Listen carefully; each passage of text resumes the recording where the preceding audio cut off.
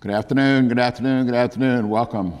As you see, I'm here, and this is not Rebecca Hamilton. Not yet. No, I'm just kidding. I'm part of the family now, though. Yes. Yeah. And your name is Rebecca too, isn't it? Yeah. But they don't call you that. No, it's Becca. Rebecca is if I'm in trouble. You're allowed to. So when did the Becca start? Little. I've always been a Becca. Really? Yeah. Parents and Yeah. you have any siblings? Yep. I have an older sister, an older brother, and then a stepbrother who's younger than me. So in your family, you were kind of the spoiled rotten? Oh, yeah. I was and my siblings will let you know it. That's for sure. Well, you got on this official name tag right here. So what is the responsibility that goes with this big old name tag? The responsibility. There's got to be some reason Yes. to have a Church of the Cross name tag on. Hopefully I can handle it too. So I am working with the 6th through 12th grade with Tim. We're planning some cool stuff for youth groups and retreats. And Middle school and high school. Yeah. 6 through 12, the whole thing. Yes. And that's been going really well. I've been learning a lot. You know, you kind of have to sit back, take some things in. Well, now you have some experience with youth groups. Mm-hmm. Tell me about that. Yeah. So I have led a youth group for 3 years now, just being very small group leader status. But I also worked in, what is it called? In the programs in an internship for youth ministry, doing the 6th through 12th and helping plan and program and do some really fun stuff. When did you start getting into the idea of working with youth? It was actually Jesus. Wow, there we go. Jesus put it on my heart that I need to be pouring out. And I get filled in, I go to groups, and where am I pouring out at? And at that time, I was doing production at the church I went to, but I didn't really feel like it was where I needed to be. You know, like I was good at it, and I was back there, and I was like, yay, I'm helping. But when I met, one of my friends was like, you should try Fuse, is what it's called. What? It's called Fuse. Fuse? It was the youth program. Oh. Yeah. F-U-S-E? Fuse? Like Yep. Okay. And that was hip and cool. My grandson, you know? he doesn't say fuse for hip and cool. He says fire. Oh yeah, that's fire. It's fire, Yeah, that's the good stuff. That's right. He says fire about Chipotle. He likes Chipotle is fire. Chipotle stuff. Yeah. Chipotle's pretty good. Yeah. Pretty good. So he knows what he's talking about. Yeah. He's a connoisseur when it comes to that. Fire. Is he? Fire. Yeah. That's good. That's New super vocabulary. good. Yeah. Okay, No, you're fine. Fuse. We had stopped at Fuse. Yeah. So that was what the program's called, and they were like, you should try this, and you should come see, how you work with a group of younger girls. And I was like, okay. And so I went, and I think it was my second week. I went the first week, and I was like, this was nice. Like, I really liked it. Just, a bunch of kids running around, like, kind of. But when we got to small groups, they all started asking me questions, like, who are you? What do you do? And that was really fun for me because I could tell the life was just there. They just wanted to know who I was. And I don't know why that very small spark started something that I had no idea that was actually going to lead to this. And so my degree... How long ago was that? That was about almost 4.5 years ago. Yeah, it was just crazy. And my degree is in communication, and I always felt very passionate about what my degree was, but I really didn't know. I was like, Jesus, are you going to tell me? Or... Did you have some idea about doing church work at all when you said, I'm going to major in communications? Or was that just I just thought it would be blue? Some heavier level volunteering because I really enjoyed it. Yeah, and I was kind of just going for it. Mm-hmm. But yeah, so I started doing it, and my second week there, they were low on leaders. Have you ever had that happen before? Low on leaders, and they said, okay, will you lead this group? And I had 13 girls. Mm-hmm. And junior high? Yeah. And that's my first girls. They're actually seniors now, which is really awesome, and I still talk to them all the time. But, well, not all the time, every day, but weekly at least. And it just really did light something, and I still wasn't confident in that at that time. I was like, I just know that this is good and I'm supposed to be doing this. And the more that happened, the more I said yes to things like, okay, I'll start helping with like leading volunteers and doing stuff and really just kind of planning. And then that led more to the internship, because after I graduated college, I was still working at Palmetto Bluff. And what were you doing at Palmetto Bluff? I was serving food and drinks over at the canoe club pool. Yeah. This is Did you run around wearing a bikini and stuff like that? Oh, Lord, no.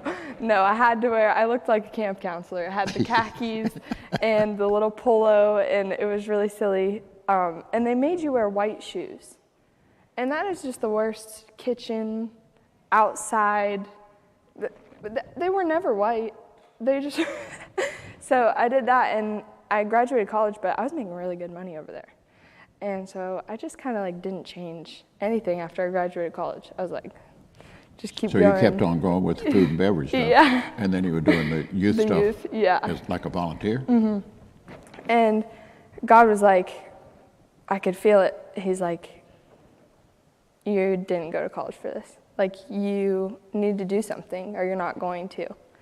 And I was like, okay, Jesus, I don't know where you're leading me, but I knew I needed to quit my job. So at that point, I was newly married, yay, which was great, but I knew that was what was happening, and Brandon was like, you need to listen to God.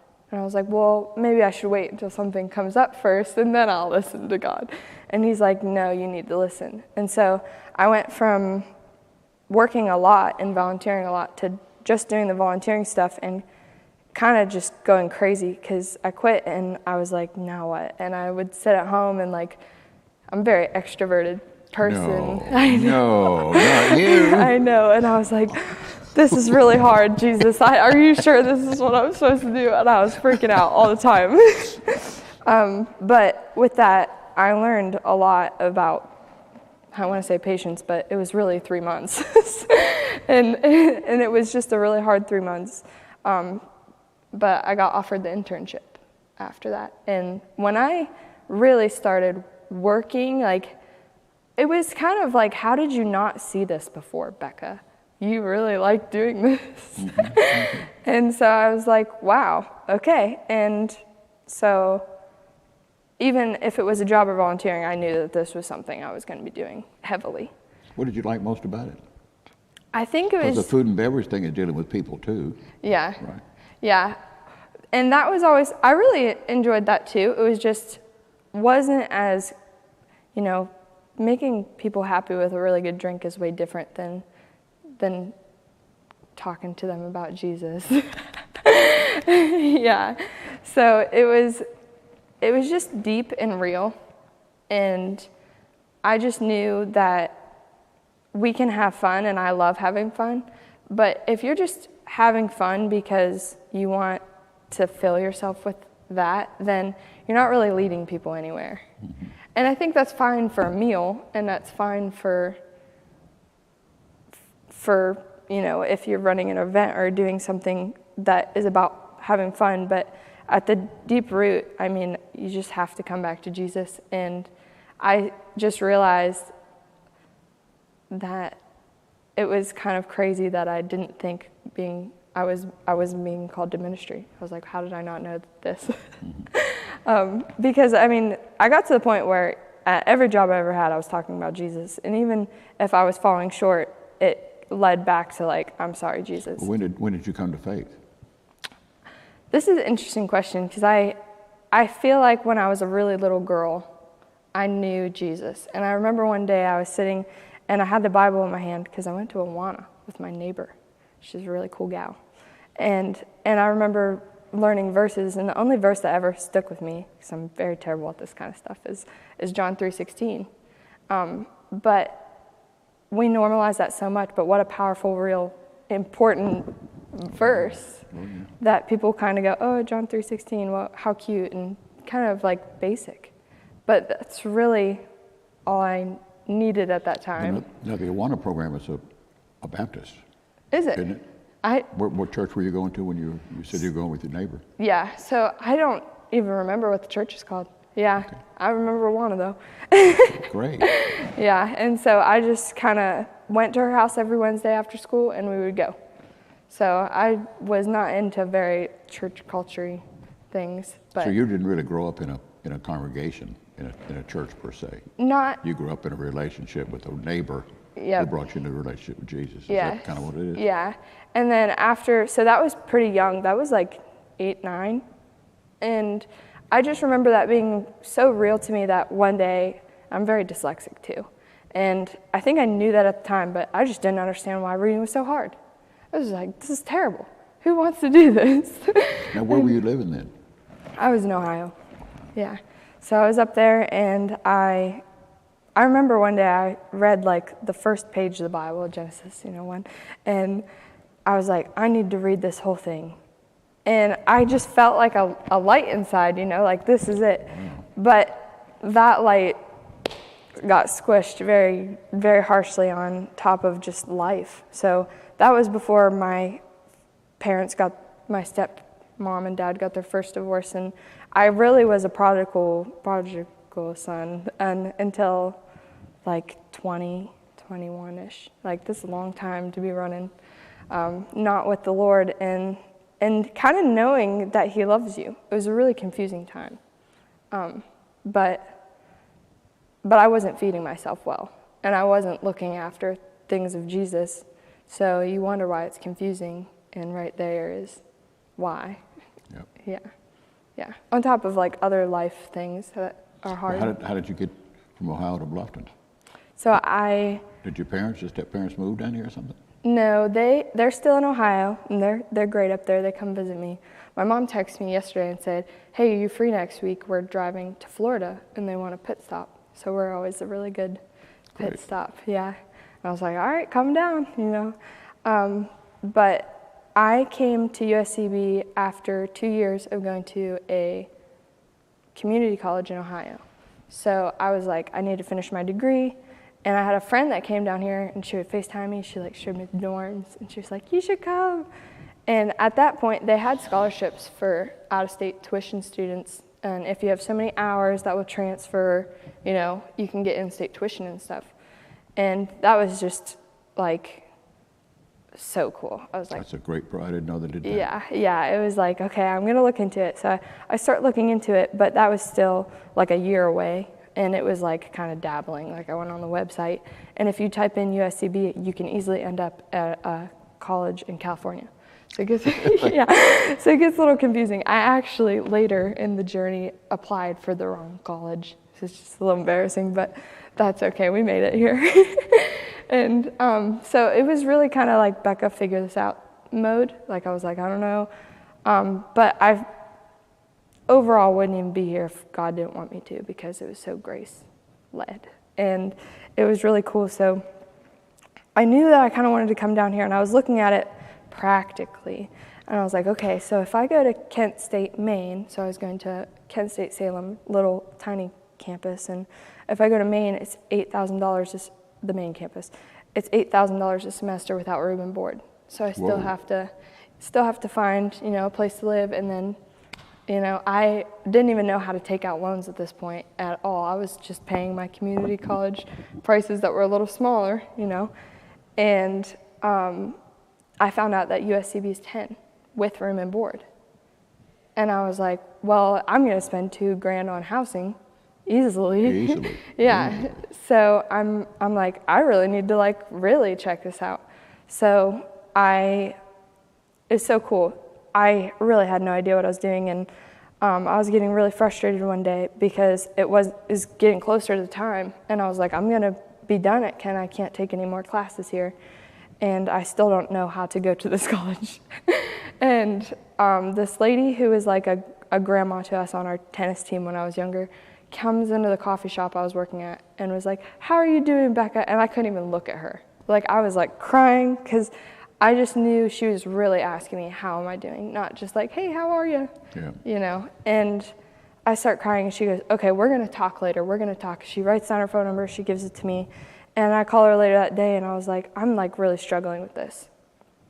And So she goes, okay, well, you're going to come over and we're going to sit down and we're going to look at this together. So I went over to her house and she just took the time to look at the website and actually go through the things that I needed to do, the right website this time, to actually become a student down here. And she goes, you know what, let me call my friend.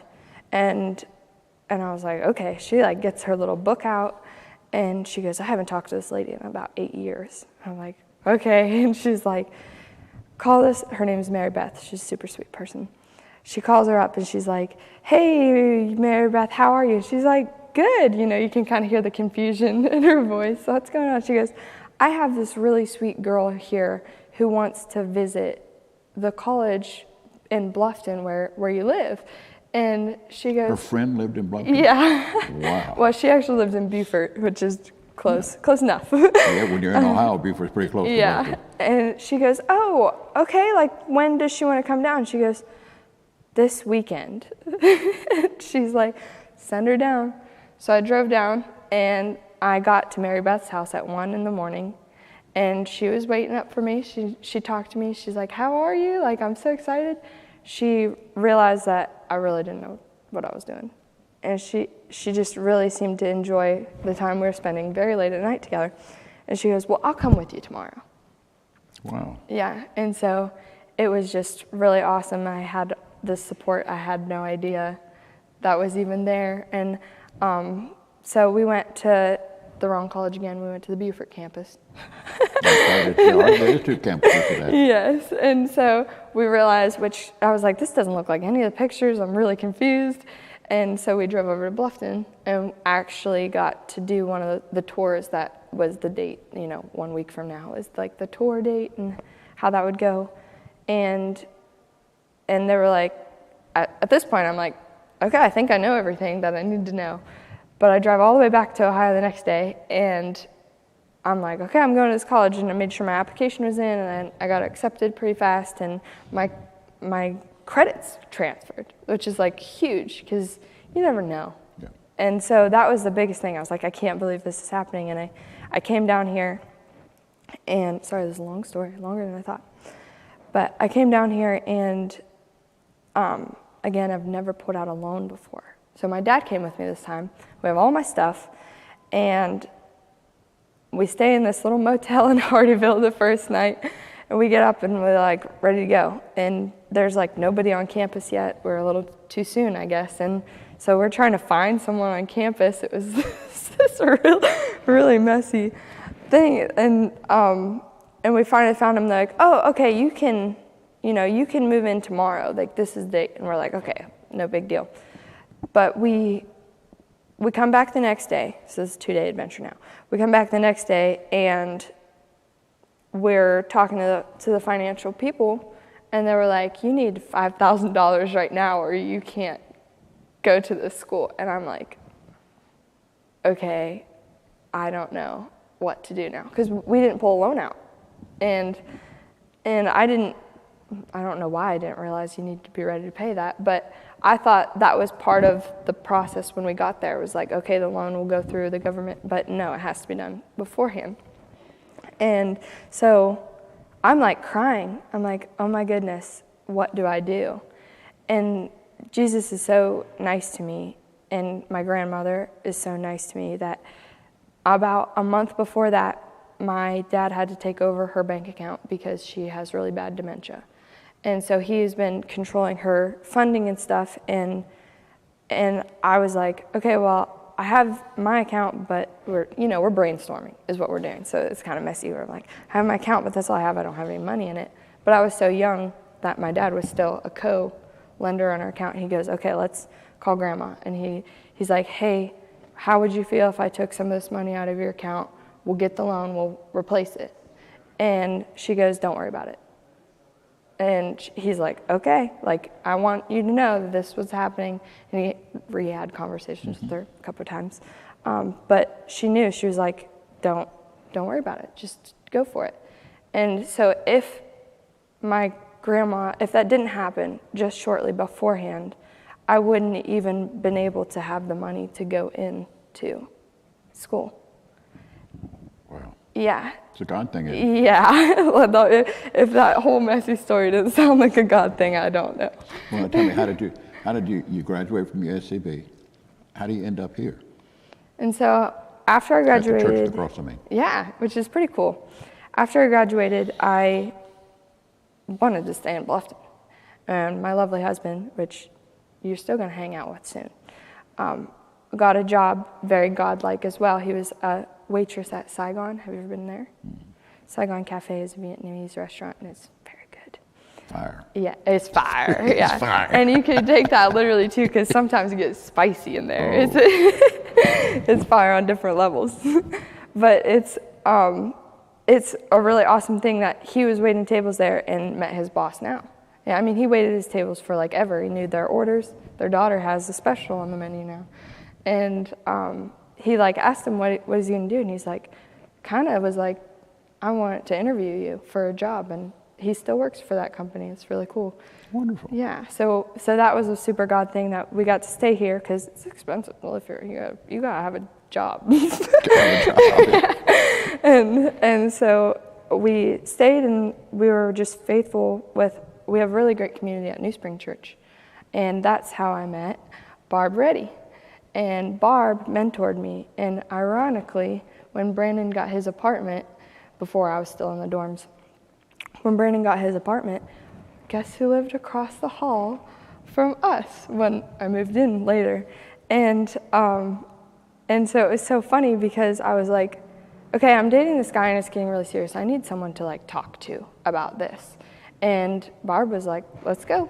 Like I'm scooping you up, basically, is what happened. And we started doing Bible studies together, and she was just a very close person of wisdom that I could bring anything to. And I mean, anything is not off the wall with Barb. She's so good and patient and graceful. Oh my goodness, thank you Jesus. and so she got a job here, and I've always heard, through her. Here being Cross Schools. Yes, Cross Schools. She's a formation teacher. And I've always heard her talk about this and how it's going and how much she just sees Jesus moving in the classroom and the students. And, after the internship, which, let me be really clear, is New Spring does this as a really awesome program to gain ministry experience. They're not like, come intern and you will have a job after this. And they're very clear about that. But I just knew, like, why wouldn't I say yes to that opportunity? And so I did that not really knowing where it would go. So I worked at the Grind Coffee Shop for a little bit. That was really fun, and they're really great people there. Mm-hmm. But one day Barb called me, and this is after I made a resume for the Boys and Girls Club. Because I knew, I was like, I love teens. Like, this seems like a cool job. And I worked on this resume really, really hard, and it didn't go super well at all. I didn't get the job. Thank Jesus. And I had this resume, and I was a little bit discouraged at the time, but nothing detrimental. And I was like, okay, well, that was a waste of time. And now I was like moving on, still at the coffee shop. Well, Barb calls me and was like, hey. And I'm like, hello. And she goes, I was thinking of you today, and I think that you need to look into this. And I was like, okay. And she's like, there's a job position opening, and it's for 6 or 12. And if it was not Barb Reddy, I would have so many more fears about stepping into somewhere that I haven't volunteered myself, And I said, okay, let me check this out. And I go over my resume, and I didn't have to change a word. Wow. Yeah, because it was my heart and my ministry experience, and I was like, wow, okay. So I send it to Nathan, who's the formation head person, and I was nervous, and I was like, this might not, I'm not trying to get too excited, and this might not go anywhere, it probably won't. And when I interviewed with them, they ask you your story, and what I didn't know was the things they were looking for were things that I've been through and things that I'm really passionate about. I was just kind of telling them who I am. Because you were interviewing not just for youth. Your job is multifaceted. Yes, it is. So I'm on the connections team with Rebecca on Sundays and leading to help people feel really comfortable in the new spot, which is really funny because I feel so comfortable being new, and I'm like, how awesome it is that I get to help other people do that too. And it's okay to not know everything yet. You know, I'll learn and still, but you can't fake comfort. Does that make sense? So to be comfortable, I like that. You can't fake comfort. Yeah. To be comfortable welcoming people when, you know, they could ask me many questions I don't know yet, is something that I just feel very blessed to be able to do because I'm comfortable. Yeah. I like it. Yeah, so that's really cool. And then also Jonathan and I are going to start the college ministry age, young adult age, and see where that goes. But that's very fresh and very new. So there's a lot of open doors, open possibilities that we're walking through together. Did you have any apprehensions about coming to work here? Apprehensions. I think I was more fearful than I had any real acknowledgement of not wanting to go do this. Yeah. What were you afraid of? Afraid of something super new to me. I mean, new people, new. But the more I do it, the more I'm like, oh, I can do this. It just takes little stepping stones.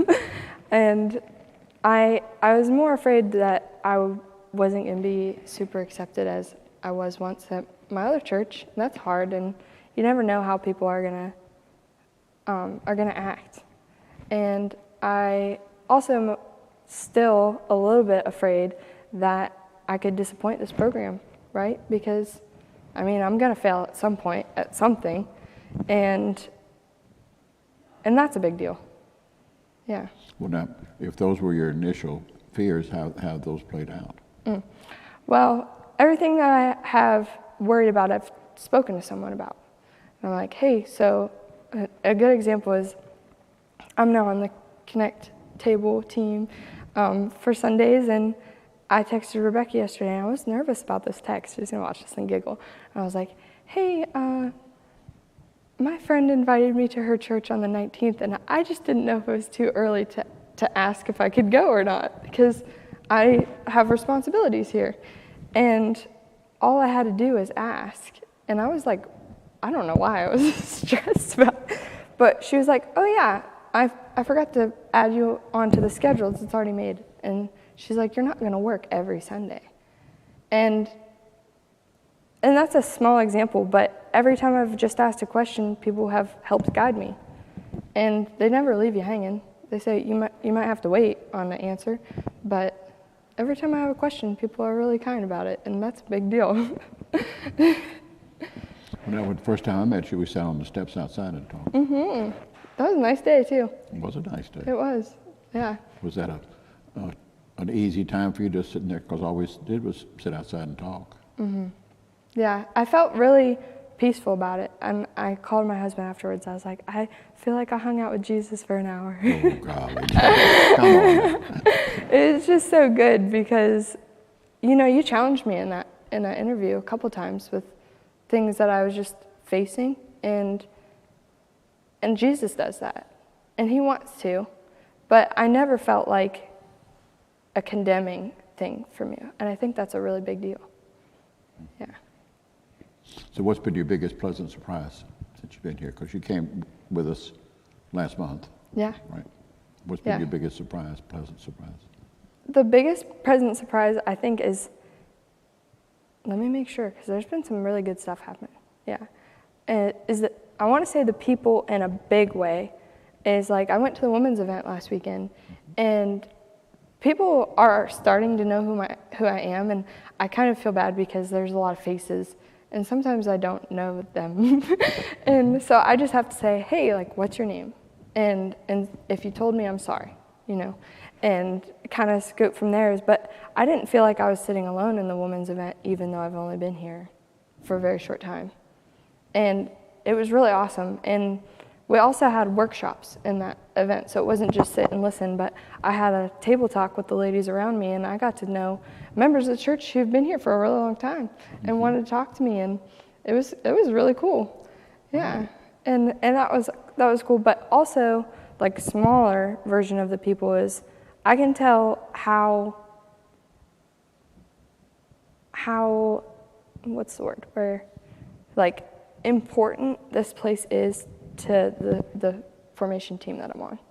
Now you help with Nathan and the faith formation, David and Dave and Leslie and Mike Land and all them, don't you? I will one day help very much, yes. But I can just tell how much they care, and So that's a big program. yes, and they all do a lot for it. Oh yeah. And they're really good at what they do, which is a big deal too. Mm-hmm. And so if I have questions, Michael Ann is super awesome with planning events and doing planning center things like getting logistics ready. And those are things that I still need to learn and grow in to make sure that the youth programs and when I help out with them, that I'm ready for. Mm-hmm. And so, yeah, it's kind of like the team there. I'm amazed by what they do all the time.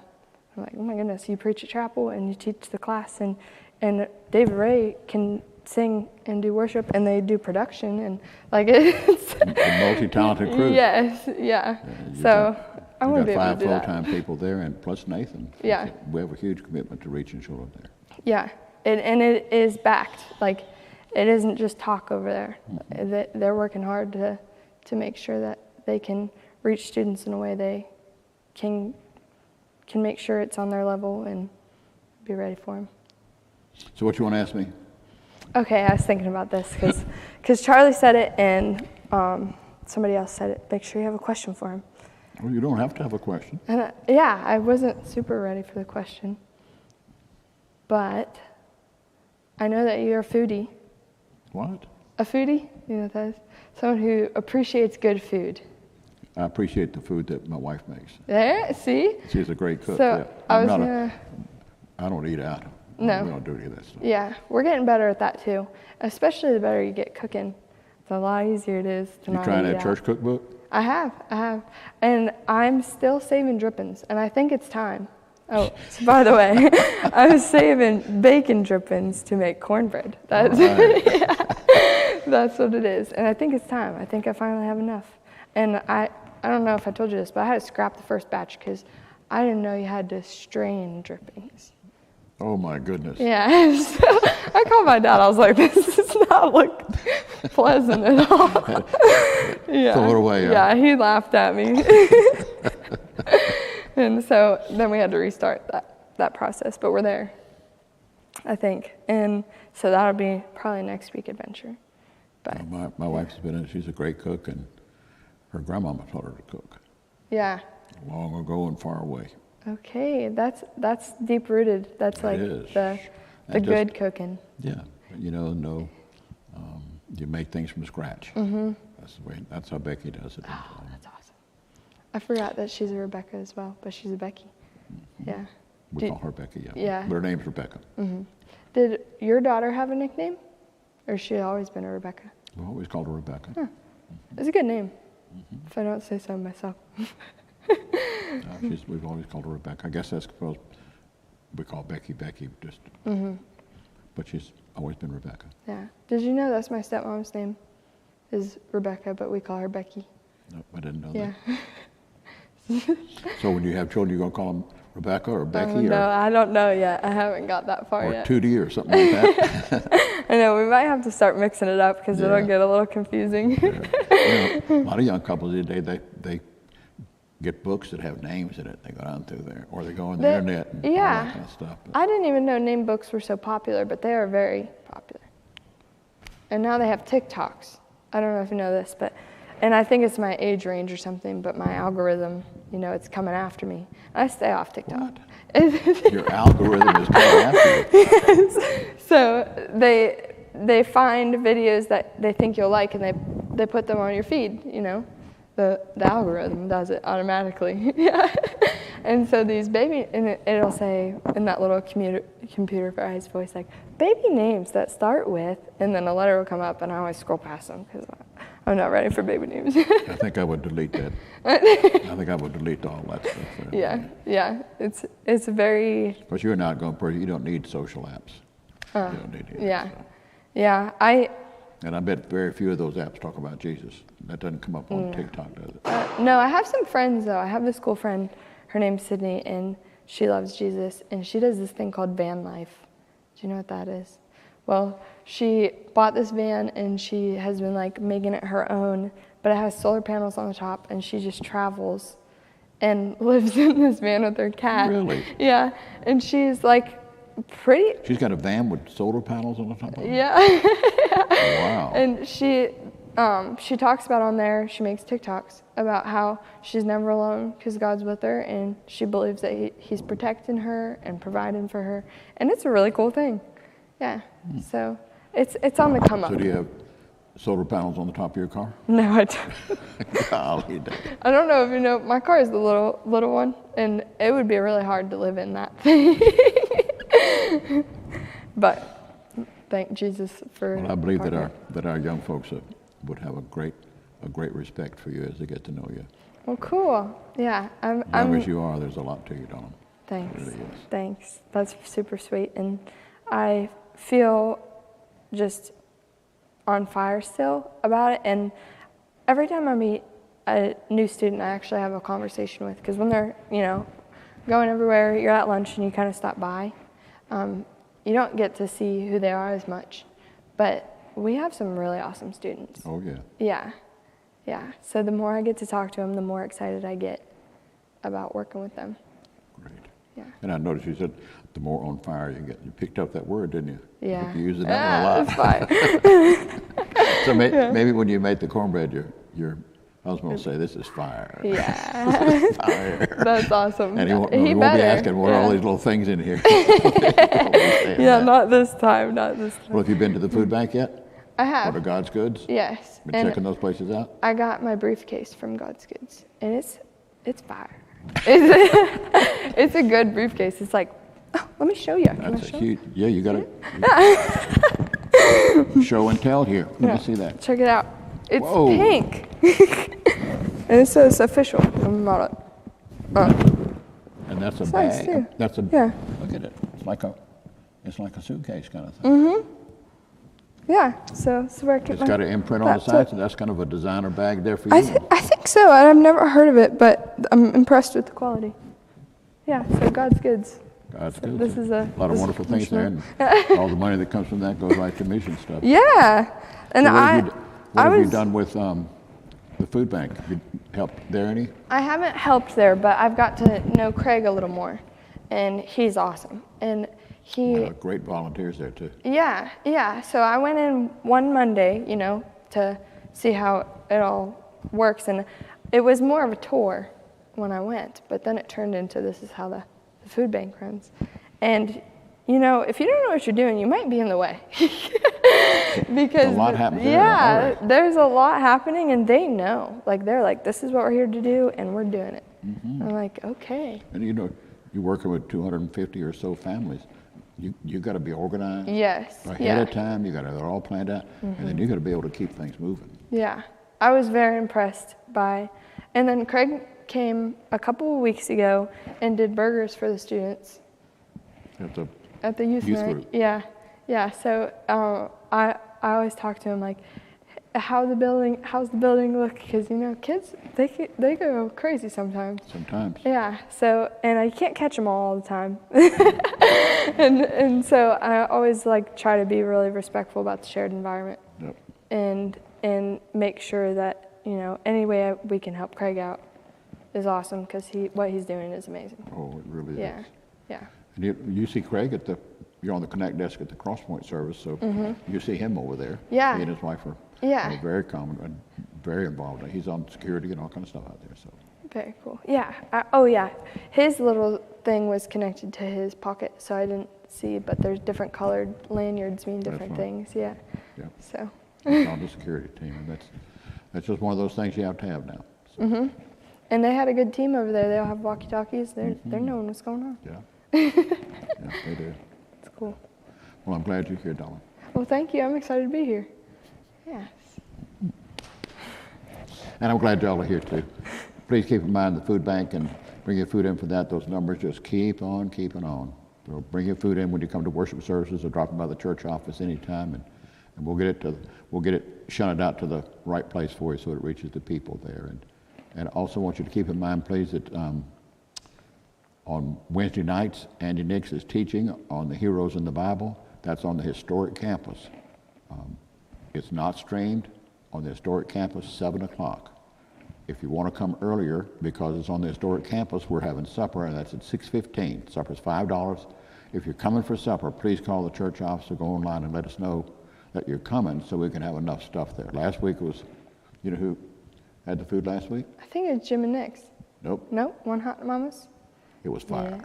Ah, it was fire. That's all it was. They had the 3 things there. You picked out how much fire you wanted to put on your barbecue. Had barbecue pork and barbecue chicken and sides and all that. They do good cornbread, by the way. I don't know if you know that. I didn't see any cornbread there, but I'm sure they have it. Yeah. But that was so I don't know what they're having this week. But what I'm just saying that you're not going to get a good meal for $5 anywhere. So think about coming. If you're going to come ahead of time, come for the fellowship, come for the meal. You don't have to come for the meal. If you just want to come for the teaching, 7 o'clock, in person, in the parish hall on the historic campus. And that's on Wednesdays. So it's a lot happening, and we're glad that you're a part of it and watching what we're doing here today. And we hope to see you as soon as we can see you at some point in time, right? If you see me at Cross Point, be sure to say hey. Okay. Becca. Yeah. That's good. Know that God loves you, and I love you too. Blessings to you.